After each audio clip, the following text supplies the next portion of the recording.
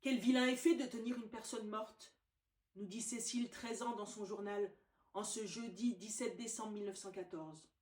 Je vous en lis un passage. Ah mon Dieu, je ne peux pas le croire, je ne la vois plus à côté de moi. Quel vide.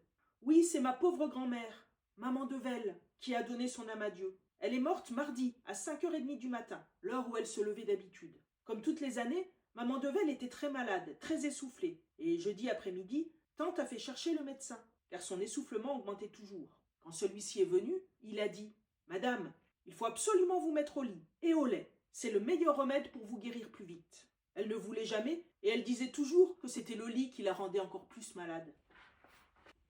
Samedi, l'état de notre pauvre grand-mère s'aggravait de plus en plus. Vers 10h, tante frappe chez maman, lui disant que ça allait très mal pour le moment et qu'il fallait vite chercher monsieur le curé. Suzanne et moi, nous enfilons notre jupon et un manteau par-dessus et nous allons près de notre chère grand-mère mourante. Elle a reçu l'extrême onction en toute connaissance. La preuve, c'est que maman pleurait fort et elle lui a dit « Oh, mais tais-toi !» Vers 2h moins le quart, maman et Eugénie étaient restées et elle lui demandait « As-tu chaud ? Te sens-tu bien ? » « Je boue. »« J'ai trop chaud, » qu'elle répondait. Maman sentait ses jambes et ses mains. Elles étaient déjà complètement froides. Vers 4h30, maman arrive près de nous et dit « Voilà que cela recommence. Elle est déjà plus essoufflée que tout à l'heure. » Tante y va quelques minutes après et personne ne revient. Nous étions inquiètes. Nous ne savions pas ce qu'il arrivait. À 5h30 juste, maman venait tout en pleurs et nous dit qu'elle venait de mourir à l'instant.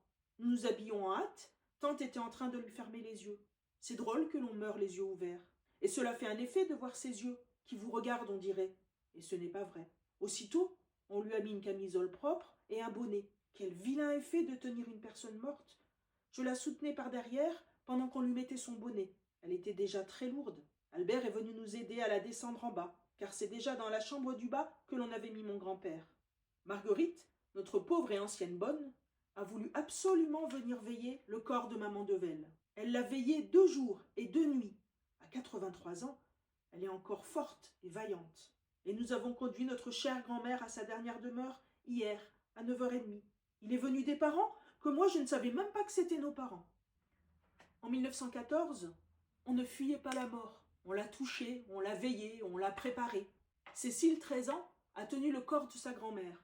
Ça serait impensable de nos jours de demander ça à une enfant.